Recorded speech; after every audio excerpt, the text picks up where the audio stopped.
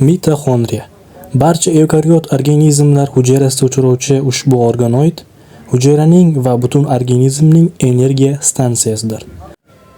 Ushbu organoidda sintezlangan ATF molekulalari butun organizmni energiya bilan ta'minlaydi. Mitoxondriya ikki qavat membranali hujayra organoidi hisoblanadi.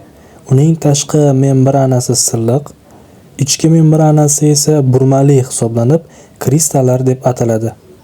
Aynan tashqi va ichki membrana oralig'i bo'shlig'ida DNK, RNK va ribosomalar joylashadi. Yuqori ish faollikka ega bo'lgan organlarda mitoxondriyalar soni nisbatan ko'proq bo'ladi va ushbu organoid prokariot organizm hujayralarida uchramaydi. Mitoxondriyada turli xil kimyoviy reaksiyalar amalga oshirilib, ushbu reaksiyalar natijasida organizm uchun energiya vazifasini o'taydigan ATF molekulalari sintezlanadi. Demak, mitoxondriya organizmning energiya stansiyasidir.